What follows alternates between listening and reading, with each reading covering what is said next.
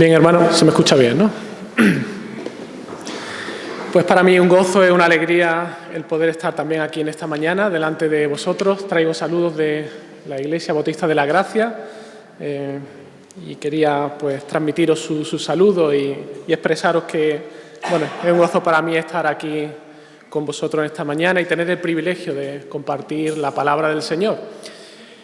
Y vamos a hacerlo en el capítulo número 3 de la epístola del apóstol Pablo a los romanos, ya que estáis haciendo una serie en esta maravillosa epístola donde el apóstol Pablo profundiza en el mensaje del Evangelio, y sé que estáis invitando a distintas personas para poder ir predicando poco a poco sobre esta carta.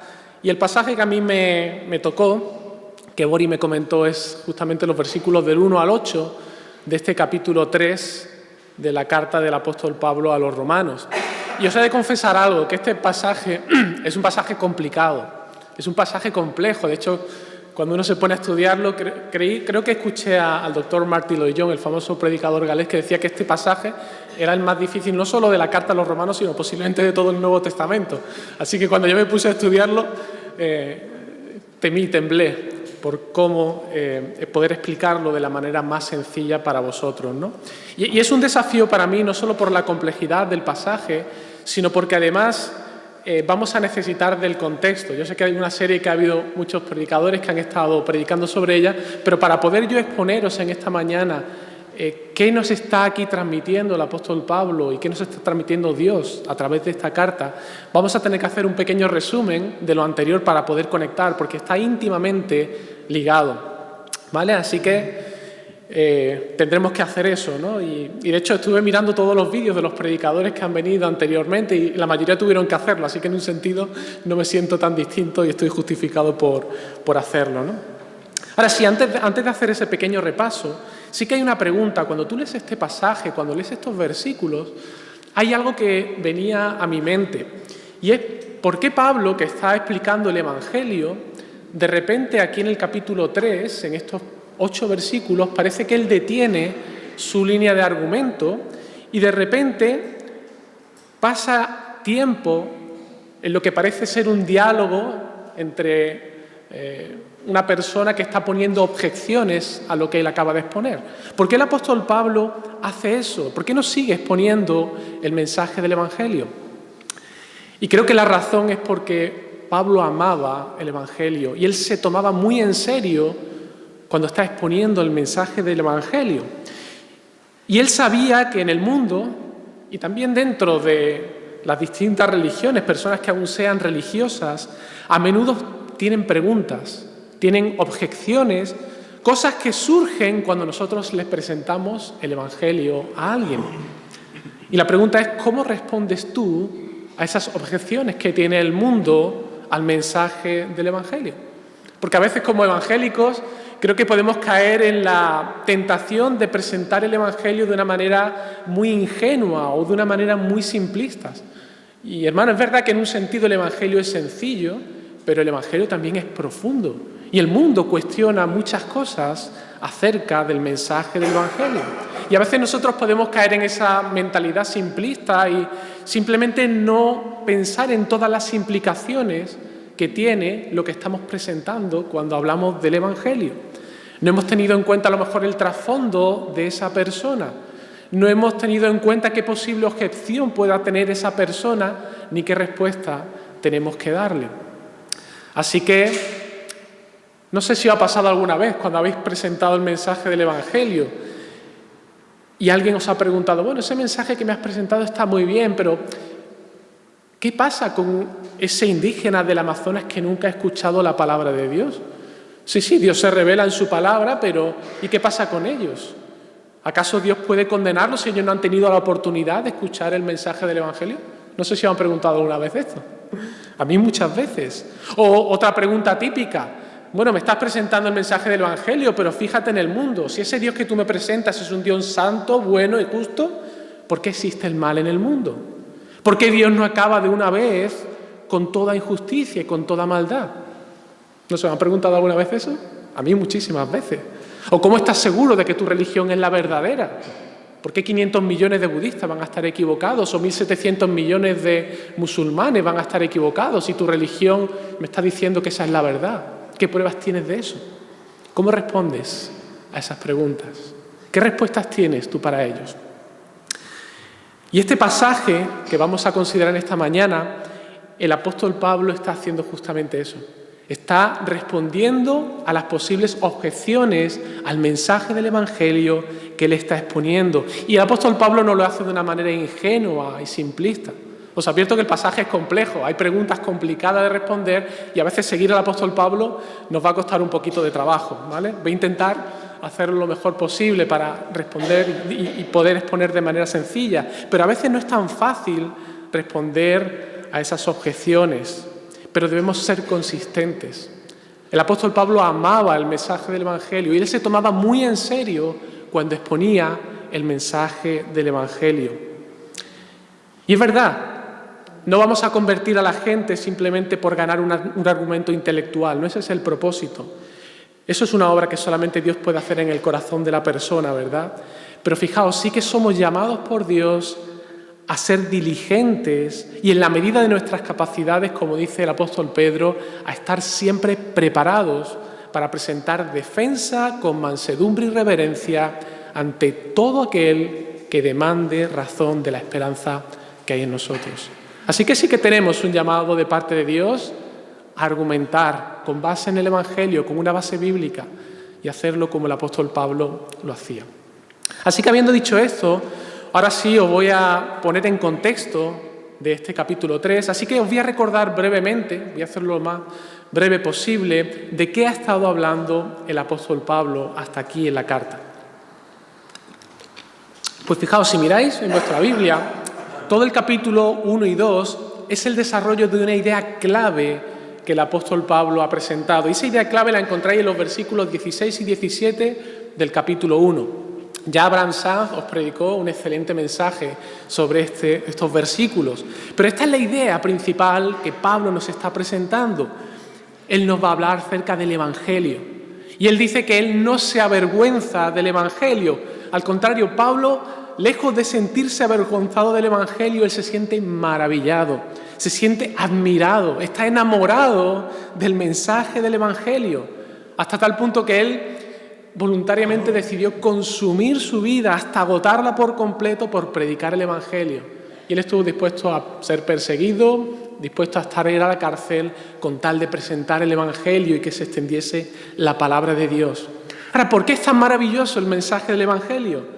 Fijaos, él nos dice porque el Evangelio nos manifiesta el poder de Dios en acción, transformando la vida de las personas. Y lo hace de una manera radical y maravillosa. El Evangelio es el anuncio de algo que Dios ha hecho en la historia, el cual puede cambiar la vida de todo aquel que lo escucha y que lo recibe por la fe. ¿Y este mensaje para quién era? Este mensaje que predicaba el apóstol Pablo, ¿para quién era? Pues nos dice aquí claramente que no solamente era para los judíos, como muchos pensaban, sino que este mensaje era también para el griego, es decir, para el no judío, para el gentil, para nosotros, a los cuales nos ha llegado el mensaje del Evangelio. Esas buenas noticias. Nosotros que en otro tiempo estábamos lejos, que estábamos apartados de Dios, lejos de sus promesas, ahora por la obra de Cristo en la cruz hemos sido acercados.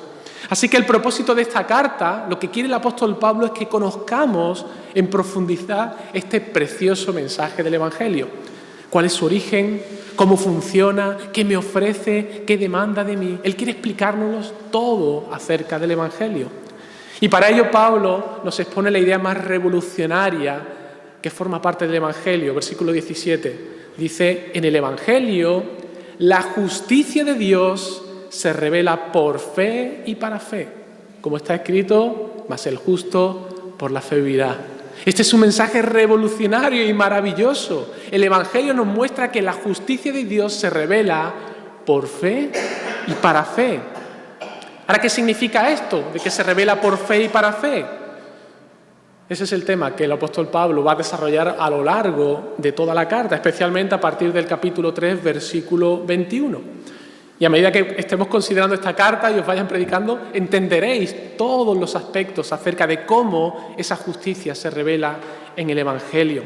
Pero fijaos, el apóstol Pablo en ese capítulo 1, para explicarnos realmente el Evangelio y cómo la justicia de Dios se revela por medio de la fe, Pablo comienza en el versículo 18 a explicarnos cómo la justicia de Dios se revela de otra manera. Sí, el Evangelio revela la justicia de Dios por fe y para fe, pero el apóstol Pablo comienza en el versículo 18 a decirnos, quiero explicarte algo. La justicia de Dios también se revela de otra manera, aparte del Evangelio. ¿Dónde se revela la justicia de Dios? En su ley. Por medio de su ley. De hecho, si miráis capítulo 1, 2 hasta el 3:20, es una exposición de cómo la justicia de Dios se revela por medio de su ley. Y ahora en el versículo 3:21, Pablo da un giro a su discurso y dice, pero ahora, aparte de la ley, se ha manifestado la justicia de Dios. A partir de ese punto, él va a empezar a explicar cómo la justicia en el Evangelio, la justicia de Dios se revela por medio de la fe. Pero fijaos, volviendo al capítulo 1, versículo 18, él nos habla acerca de que es por medio de la ley que Dios también revela su justicia. Y lo que nos dice el apóstol Pablo, mira, Dios es un Dios soberano. Él es santo, Él es justo, Él es el creador del universo, Él es el que manda. Y a Él le debemos toda obediencia porque somos sus criaturas. Y su ley refleja su carácter santo, puro, justo. Así que quebrantar la ley de Dios, eso equivale a ofender a la autoridad. Y toda ofensa, toda transgresión de esa ley requiere por justicia castigo. Así que Dios debe ser consistente con su naturaleza santa, buena y justa, y Él debe castigar el pecado. Y a partir de aquí el apóstol Pablo en el capítulo 1 nos va a describir cómo esa justicia se manifiesta y nos dice que la ira de Dios se revela desde el cielo contra toda impiedad e injusticia. Y todo el resto de este capítulo 1 es una descripción descarnada, una descripción sin censura de la condición natural del hombre delante de Dios y cómo el hombre se ha rebelado contra este Dios creador santo, bueno y justo, cómo le ha dado la espalda. Y fijaos que el principal pecado no es robar, matar, cometer adulterio. Fijaos, el primer pecado, el más importante, el origen de todo, dice que no le glorificaron como a Dios. El principal pecado es la falta de afecto de nuestro corazón y de amor hacia Dios. Hemos sido diseñados para adorar. Ese es el propósito del ser humano, donde encontramos plenitud de vida, adorar a este Dios, estar extasiados, disfrutando y admirando su carácter, su manera de ser, como Él es. Pero ¿qué ha hecho el ser humano? Le ha dado la espalda a Dios. Él, en vez de glorificar a Dios, ha hecho lo contrario, ha glorificado otras cosas. Ha glorificado el dinero, ha glorificado el poder, ha glorificado el sexo, el ser admirado por los demás, nuestro trabajo, nuestra familia, nuestros hijos, cosas que ocupan nuestro corazón en el lugar de Dios. Y puesto que el hombre natural persiste en esta actitud, dice que la ira de Dios se revela desde el cielo, su justicia se revela desde el cielo, hasta tal punto que puede llegar el colmo que Dios en su ira y en su justo juicio entrega al hombre a su propio deseo carnal que lo llevan a su propia destrucción. Y es terrible la descripción que el apóstol Pablo hace de lo que implica esto, porque habla de que el hombre está corrompido en su inmundicia. Cuando Dios lo entrega a sus propios deseos, el hombre se corrompe en su inmundicia, deshonra su propio cuerpo, la homosexualidad, injusticia, fornicación, envidia, homicidios, mentiras. Son inmisericordias, implacables, sin afecto natural, etc. Es una descripción terrible. Claro, alguien podría argumentar, bueno, un momentito, Juan Pablo, ¿no es Dios un poco injusto aquí? No todo el mundo tiene una copia en papel de la ley de Dios, no todo el mundo conoce cuáles son esas demandas. Pero fijaos cómo el apóstol Pablo aquí argumenta y da una razón, y él dice, no te equivoques, las cosas invisibles de Él, su eterno poder y su deidad, se hacen claramente visibles desde la creación del mundo, por lo cual nadie tiene excusa. Fijaos, ya nos da una argumentación. Esta es una de las respuestas que tenemos para una de las preguntas que os hacía.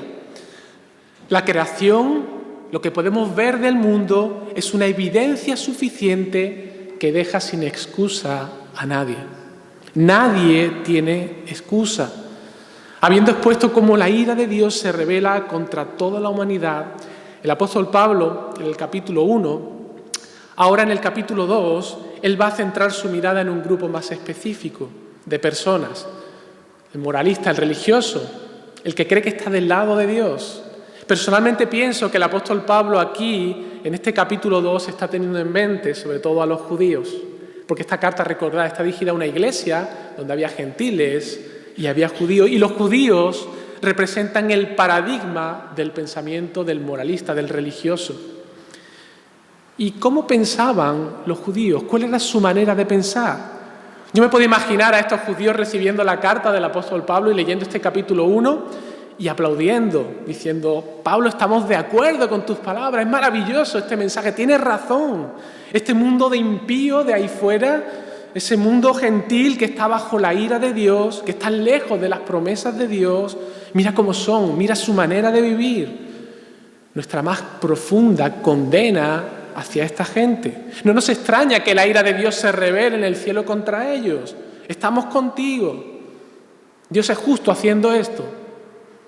Esa era su manera de pensar. Pero fijaos lo que dice el apóstol Pablo en el capítulo 2. ¿Cómo responde a estas personas? Dice: por lo cual eres inexcusable, tú, oh hombre, quien quiera que seas tú que juzgas. Pues en lo que juzgas a otro te condenas a ti mismo, porque tú que juzgas haces lo mismo. Vaya palo. ¿Sabéis? Los judíos tenían una falsa idea de que ellos, por ser el pueblo escogido de Dios, tenían una especie de visado de inmunidad. Ellos eran intocables. Ellos pensaban que por el hecho de ser israelita de nacimiento, que por el hecho de estar circuncidados, que por el hecho de practicar los ritos que el Señor mandaba por medio de su palabra, porque ellos habían sido los receptores de la palabra de Dios, de la ley, por medio de Moisés, todas esas cosas pensaban que eran suficientes para poder vivir de cualquier manera y ser librados del juicio de Dios. Ellos tenían su confianza en su pedigrí, en lo que ellos hacían, en que ellos eran el pueblo escogido de Dios. Ellos tenían la falsa idea que simplemente por tener un conocimiento intelectual de la ley, simplemente por ser judío de nacimiento, porque yo tengo a mi padre Abraham, eso era suficiente para ser salvos de la ira de Dios. Y Pablo dice: mira, estáis muy equivocados. Pablo es muy claro. Si simplemente tienes un conocimiento de la ley de Dios, pero vives como el mundo, vives como un impío, debes saber que la ira de Dios también está sobre ti. El verdadero israelita no es el que tiene un pedigrí, el que es hijo de Abraham en la carne, el que está circuncidado. Ese no es el verdadero israelita. El verdadero israelita, según Pablo, según Dios, es el que ama a Dios, el que tiene circuncidado su corazón, el verdadero convertido cuya vida ha sido transformada por el Espíritu y puede amar de una manera verdadera y sincera a Dios. Ese es el verdadero israelita. Ahora, hermano, esto que es cierto para los judíos a los que se dirige Pablo, creo que no es menos cierto para nosotros, evangélicos, siglo XXI. No estamos exentos del mismo orgullo en el que cayeron estos israelitas. Hermano, lo que te salva no es venir a la iglesia. Lo que te salva no es que seas evangélico.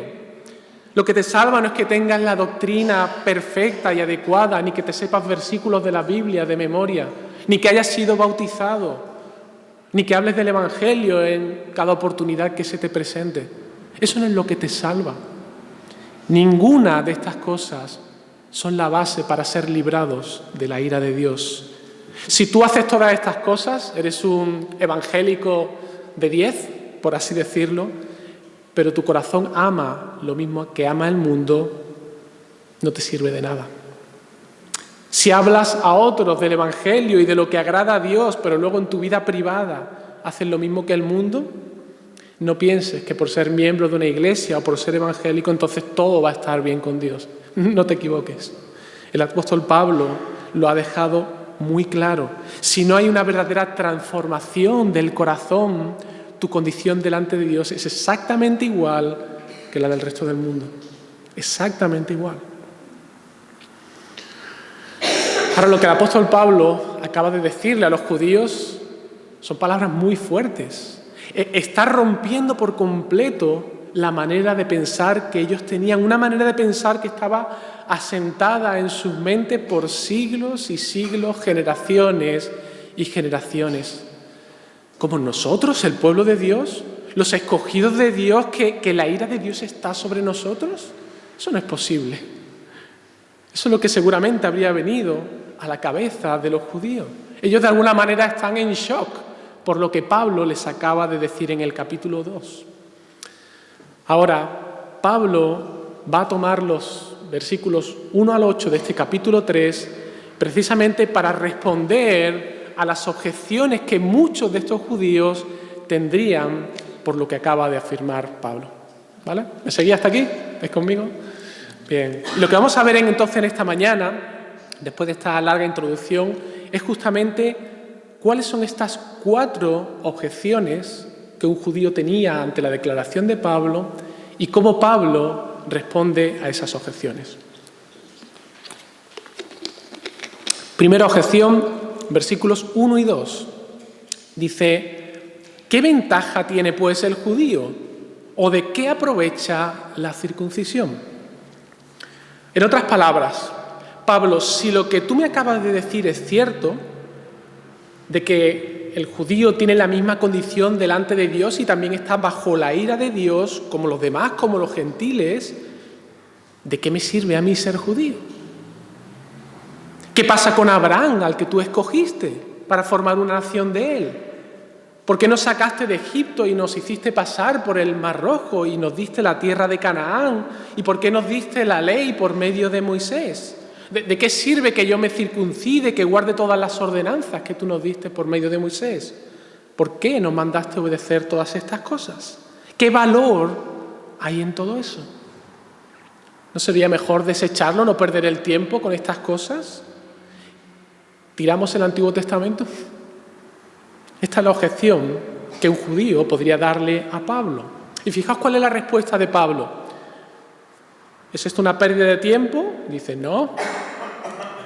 ¿De qué aprovecha el ser judío? ¿De qué aprovecha la circuncisión? Pablo dice, mucho, en todas maneras. Primero, ciertamente, que les ha sido confiada la palabra de Dios. Así que fijaos, la respuesta del apóstol Pablo no puede ser más tajante. Claro que son provechosas todas estas cosas. No podemos desechar de ninguna manera el Antiguo Testamento, ni la palabra de Dios.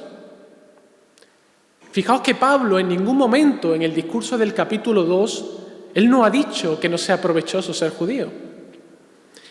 Él no ha dicho que no sea provechoso el haber sido instruido en la ley de Dios.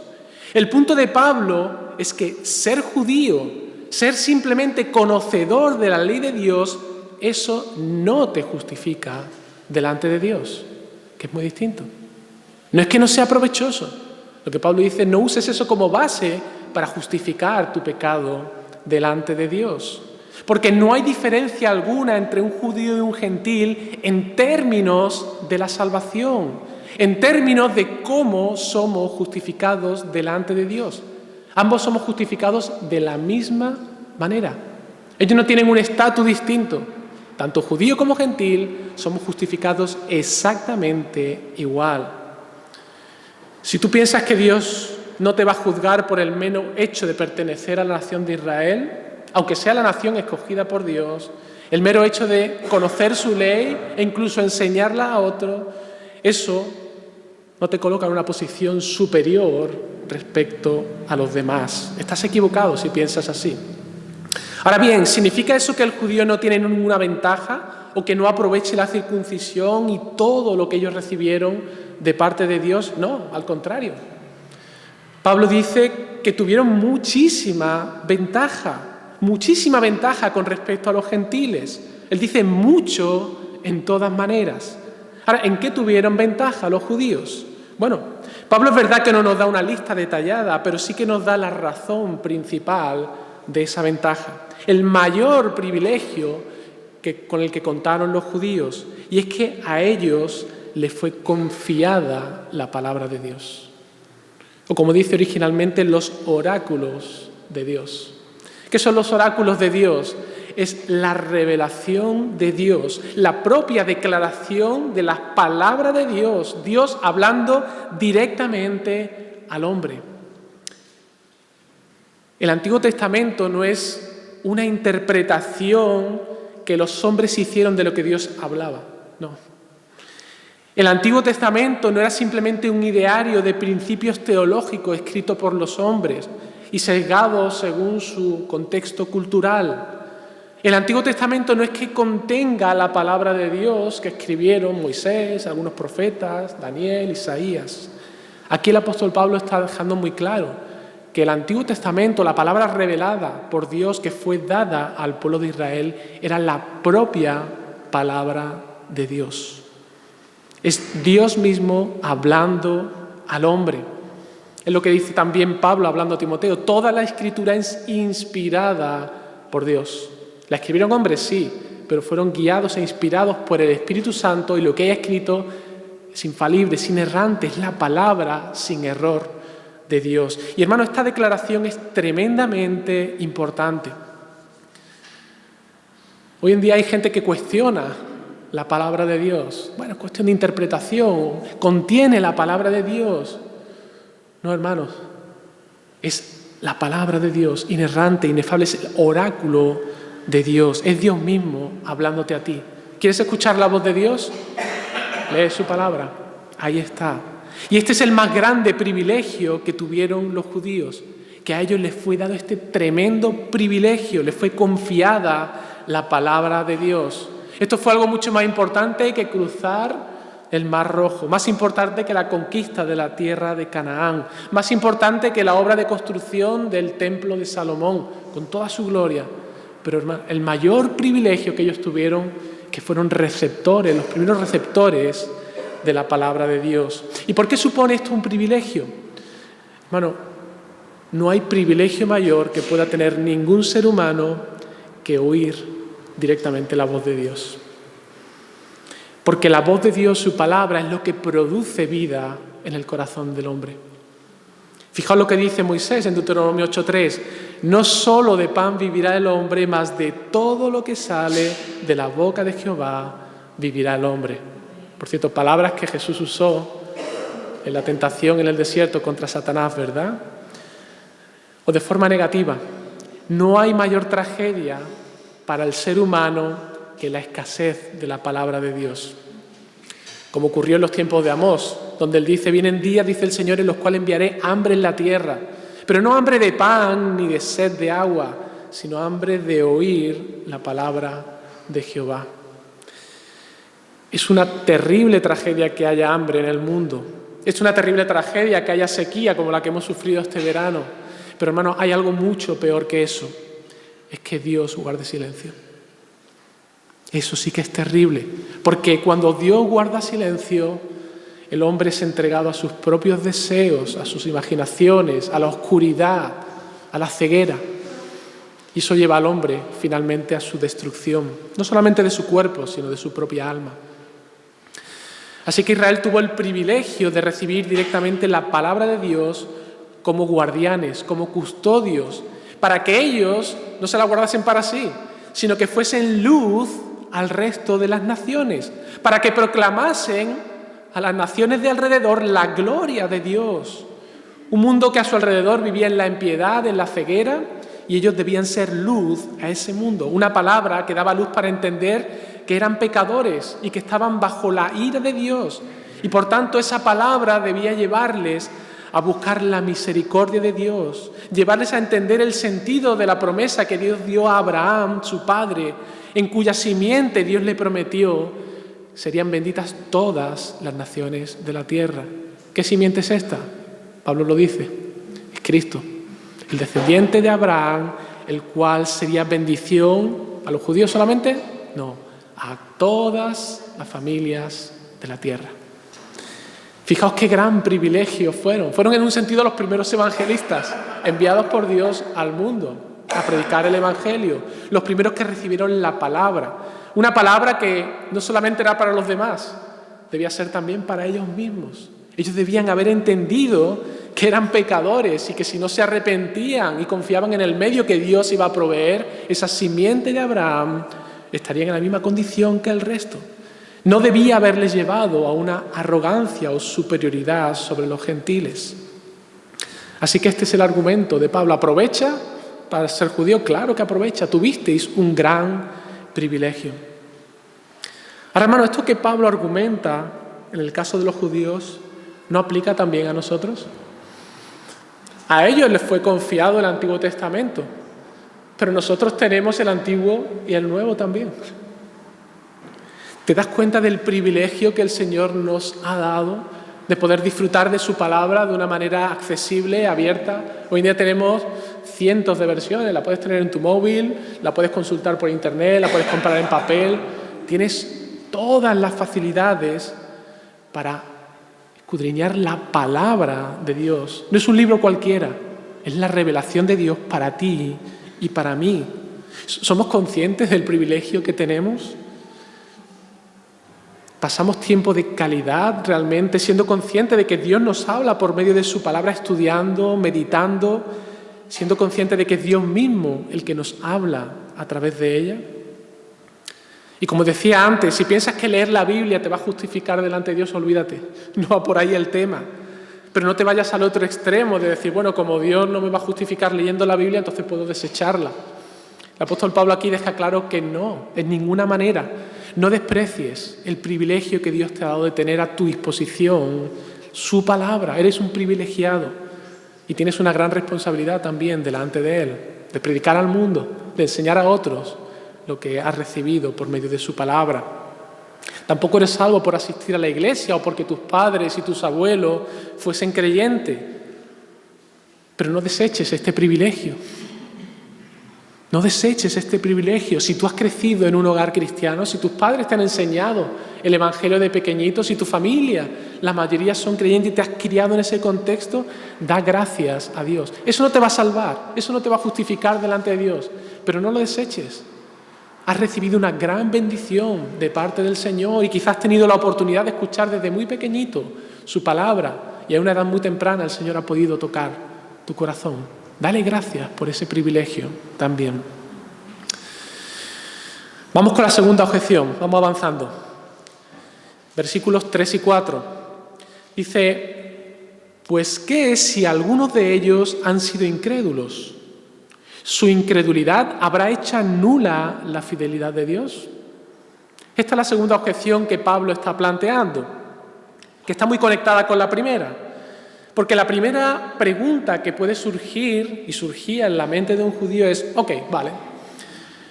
Entonces tenemos que reconocer que conforme a lo que tú me has dicho, que tanto el judío como el gentil tienen la misma posición delante de Dios, y puesto que los judíos hemos de reconocer que no entendieron las promesas de Dios, de hecho cuando vino el Mesías, la mayor parte de la nación de Israel le rechazaron.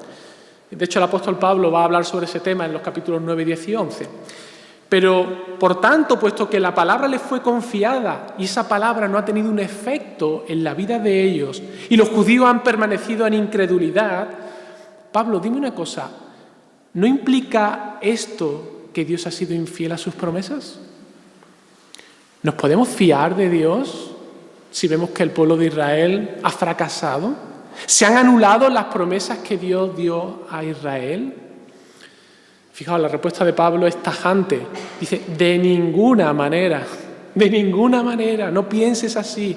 Antes bien, sea Dios veraz y todo hombre mentiroso, como está escrito, para que seas justificado en tus palabras y venzas cuando fueres juzgado. El apóstol Pablo dice, mira, es impensable, no vayas por ahí, porque por ahí no vas a llegar a ningún lado. Es imposible esa argumentación, esa objeción que me estás poniendo. ¿Por qué es imposible esa segunda objeción? Fijaos, Pablo lo elabora un poco más. Y lo que él viene a decir es, mirad, la infidelidad de los judíos no puede en ninguna manera afectar a los propósitos y a la fidelidad de Dios. Es cierto, Dios dio sus promesas a los judíos. Ahora bien, el error de los judíos en entender ese mensaje, en apreciar esas promesas, en aplicárselas a ellos mismos, el que ellos hayan errado en eso no afecta para nada al contenido de estas promesas ni a la fidelidad de Dios en cumplirlas. Esa es la esencia del argumento de Pablo. Dios siempre es fiel. En todo caso somos nosotros los que fracasamos y los que erramos, pero Él permanece siempre fiel. Es cierto, Dios escogió a los judíos, les dio las promesas con el propósito de ser luz a las naciones, de ser bendición. En la simiente de Abraham serían benditas todas las naciones de la tierra. Dios escogió a Abraham, le prometió una descendencia de la cual vendría esa simiente, que es Cristo, para bendición al mundo. Ahora repasad mentalmente todo el Antiguo Testamento. Vais a ver cómo el pueblo de Israel fue infiel a Dios en muchísimas ocasiones. Infidelidad, idolatría, se apartan de Dios, no quieren saber nada, quieren ser como en las naciones de afuera. Se corrompe el pueblo de Israel con ídolos. Y fijaos cómo Dios, la promesa que dio a Abraham de que su simiente nacería, alguien que sería bendición a todo el mundo, Él permaneció fiel y cumplió esa promesa. Dios, por amor a su promesa, hubo momentos en los que tuvo que traer juicios sobre su pueblo y por momentos tuvo que preservarlo también. Así que lejos de que el fracaso de los judíos invalide las promesas y los propósitos de Dios, en realidad el fracaso de los judíos lo que hace es poner de relieve la paciencia, el amor, la justicia y la rectitud de Dios, su fidelidad. Como dice Pablo aquí, sea Dios veraz y todo hombre mentiroso. Hermanos, Dios es siempre fiel. Si hubiese sido por el pueblo de Israel, humanamente es imposible que Cristo hubiese nacido, hubiese sido consumida la nación en algún momento a lo largo de la historia. Sin embargo, fijaos la fidelidad del Señor. Preservó a su pueblo, lo disciplinó, porque Él era fiel a su promesa, hasta que Cristo nació en la tribu de Judá. Dios nunca falla, Él nunca miente, Dios sigue adelante con su plan, a pesar del fracaso de los judíos como nación. Hermanos, las promesas incondicionales de Dios no dependen de la fidelidad de los hombres. Amén. Gloria a Dios, gracias a Dios, si no nadie podría ser salvo. Y ahora fijaos cómo Pablo cita como prueba el versículo que aparece a continuación, que es una cita del Salmo 51, versículo 4. Es un salmo, sabéis que este es el salmo que escribió David cuando se arrepintió de su pecado de adulterio con Betsabé y de asesinato contra Urías. Y allí dice, Salmo 51, 4, para que seas reconocido justo en tu palabra y tenido por puro en tu juicio. Aquí vemos a David como él está arrepentido de su pecado, reconoce su culpa y lo hace en el contexto del tribunal de Dios, un Dios que viene a juzgar al mundo. Es una imagen que nos presenta a Dios como el juez supremo al cual todos vamos a tener que dar cuenta. Y que en aquel día del juicio, no podremos cargar contra Dios ninguna culpa. No podremos decir, Señor, es que fuiste tú el que me hiciste fracasar. No. Cada uno tendrá que asumir su culpa. En aquel día quedará públicamente y de manera clara manifestación de la justicia de Dios en todos sus caminos y en toda su manera de proceder. Nadie podrá echarle en cara a Dios absolutamente nada, como esta segunda objeción pretende hacer. El fracaso de los judíos solamente hará exaltar la paciencia, la gracia, la misericordia y su justicia.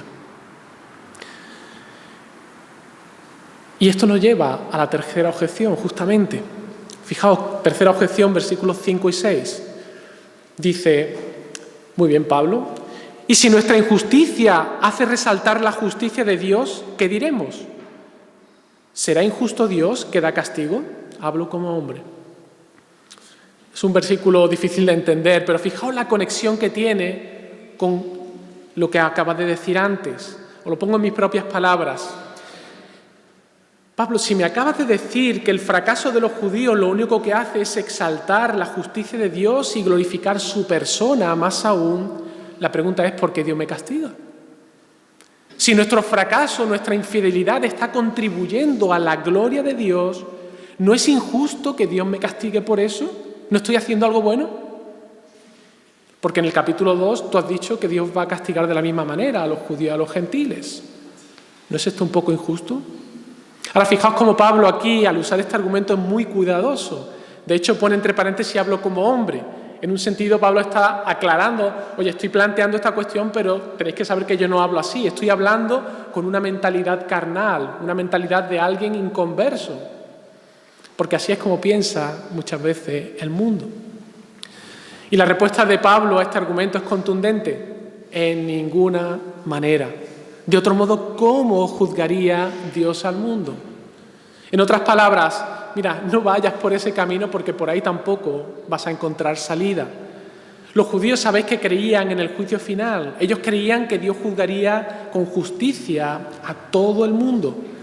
Claro, ellos pensaban que por ser judíos pues no serían juzgados de la misma manera, ellos estarían como aparte. Así que el tema es, si tú dices que la infidelidad como judío lo único que ha hecho ha sido engrandecer la justicia de Dios y su fidelidad, y que por tanto no debería juzgarte a ti por eso, ¿cómo espera que Dios juzgue entonces a los gentiles? ¿No debería por tanto en su justicia tratarlos a los gentiles de la misma manera que trata al judío? Y si eso es así, al final, ¿qué sentido tiene el juicio? ¿Con qué autoridad juzgaría Dios al mundo? Si tu argumento, lo que me estás planteando es correcto, eso nos llevaría inevitablemente a la conclusión de, mira, Dios no puede juzgar a nadie. Lo cual sabes que no es cierto. Y eso nos lleva unido a la cuarta objeción, que es similar a la anterior. Lo único que la expresa de una manera más personal, versículos 7 y 8. Dice, pero si por mi mentira la verdad de Dios abundó para su gloria, ¿por qué aún soy juzgado como pecador? El tema es el mismo. La objeción 3 y 4 son similares. Lo que pasa es que si antes hacía referencia a la injusticia de los hombres en general, ahora el tema se particulariza a mi pecado particular, mi mentira, mi pecado concreto. Y la cuestión es la misma. Si mi pecado hace manifestar o exaltar más la gloria, la justicia de Dios, entonces Dios, ¿por qué me juzga como un pecador? Si finalmente lo que yo estoy haciendo, aunque es malo, tiene un efecto positivo, un efecto bueno, que es que glorifica el nombre de Dios. Fijaos, Pablo ya no tiene que dar respuesta a esta pregunta, porque la respuesta es la misma que dio en el versículo 6. Así que en vez de repetirla, él ahora lanza una pregunta retórica. Dice en el versículo 8, ¿y por qué no decir como se nos calumnia y como algunos cuya condenación es justa afirman que nosotros decimos? Hagamos males para que vengan bienes. La predicación del Evangelio de Pablo había sido malentendida por muchos.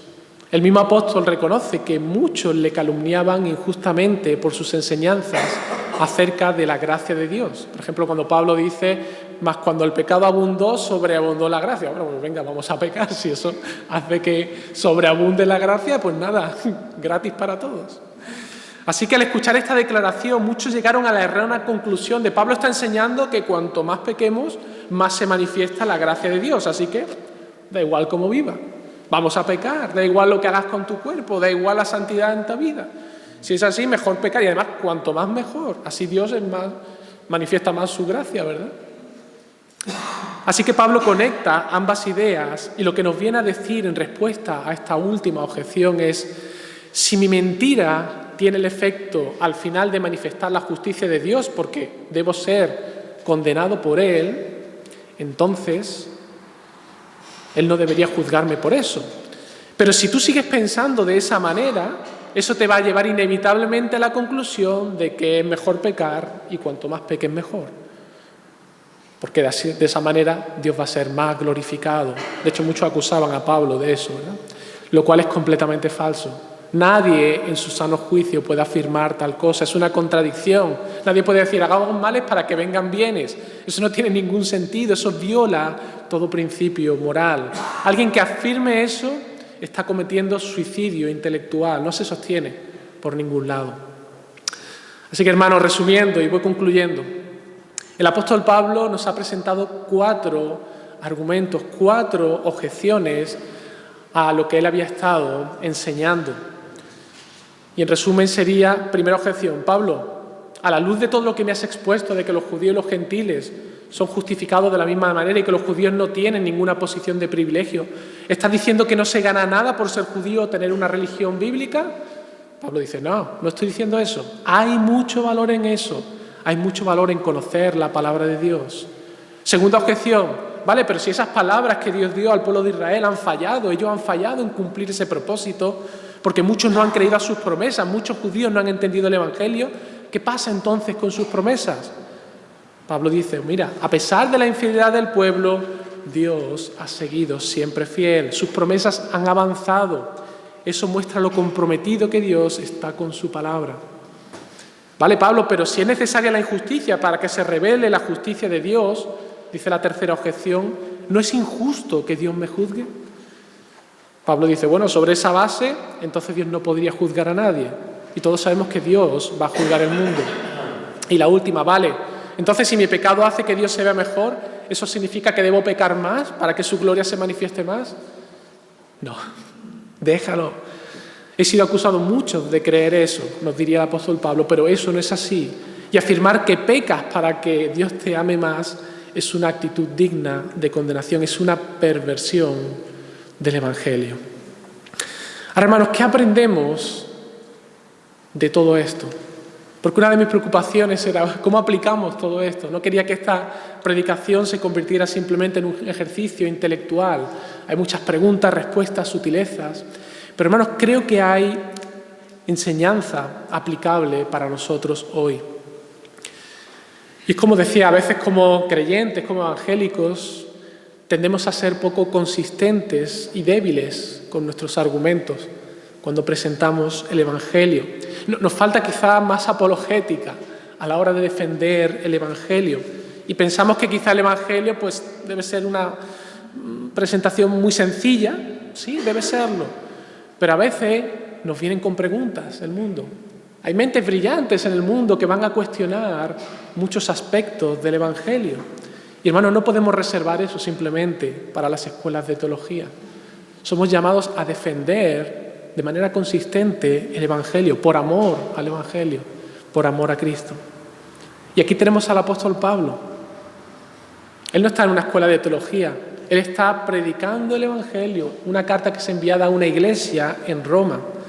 Y vemos en él una actitud completamente opuesta a presentar un Evangelio simple, sencillo, con 2 o 3 palabras. Él está dispuesto a argumentar. Es más, él piensa en todas las posibles objeciones y él da respuesta, una respuesta sólida, con base en la Escritura, a todas esas objeciones. A veces es compleja, porque la pregunta es compleja, es sutil. La argumentación implica pensar mucho.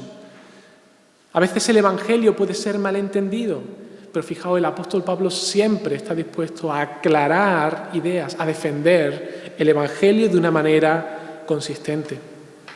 Él sabe que hay enemigos del Evangelio, que van a estar al acecho para tratar de pillarle, para tratar de malinterpretar alguna de sus palabras y poder torcer el Evangelio.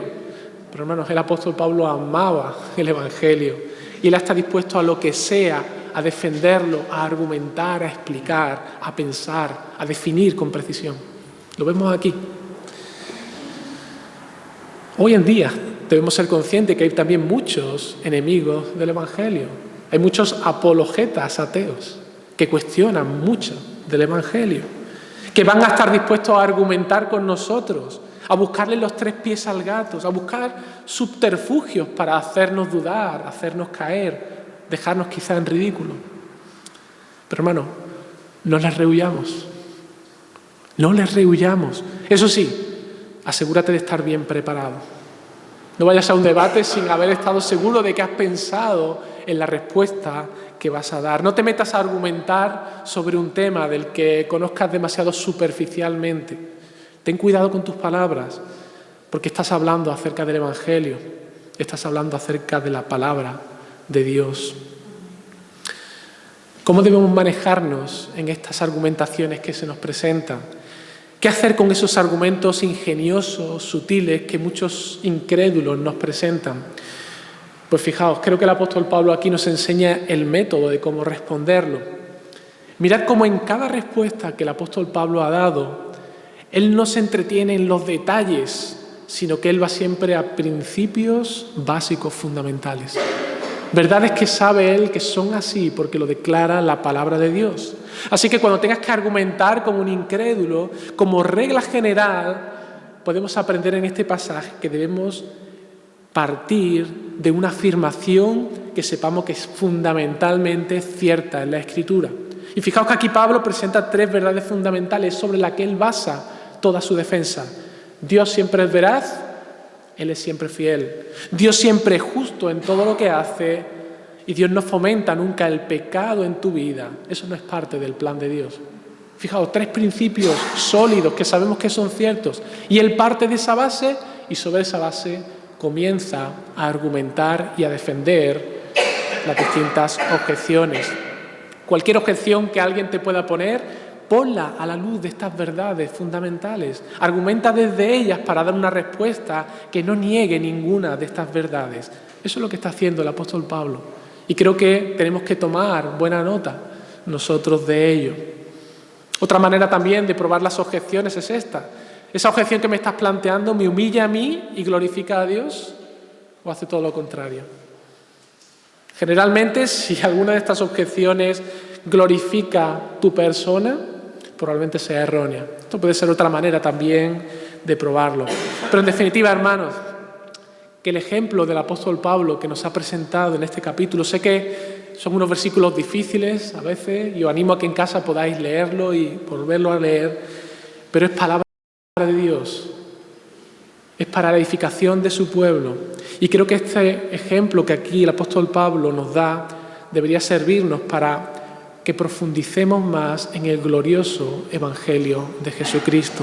No seamos simplistas o superficiales.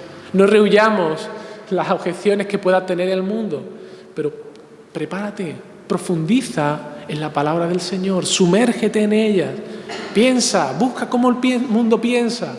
Puedes plantearte cuáles son las cuestiones que genera el mundo objeta contra el Evangelio y piensa en cómo responderlas. Prepárate, maravíllate con el Evangelio, con las insondables riquezas de su palabra. Que el Señor os bendiga. Amén. Vamos a orar. Señor, en esta mañana queremos darte gracias por tu palabra, reconociendo que a veces las palabras del apóstol y tu palabra son cosas profundas, son cosas difíciles de entender. Pero te pedimos, Señor, que tú pongas hambre de tu palabra en nosotros. No solamente para tener un conocimiento intelectual, sino para que esta palabra cale en nuestro corazón, Señor. Danos un mayor amor por el Evangelio, por tu palabra, por cómo presentar este mensaje del Evangelio ante un mundo que te rechaza y que tiene objeciones. Enséñanos a hacerlo con mansedumbre y en humildad. Señor, pon en deseo en nosotros, Señor, de profundizar en tu palabra, de ser diligentes en escudriñar las Escrituras, en ser buenos defensores de tu palabra, ante todo aquel que demande de nosotros razón de nuestra fe. Y gracias te damos, Señor, por tu Evangelio, gracias por Jesucristo, en el cual tú nos has dado vida, porque es solamente por medio de su sacrificio y por medio de la fe en Él que podemos tener vida eterna y seremos librados de ese juicio venidero. Gracias te damos en su nombre. Amén.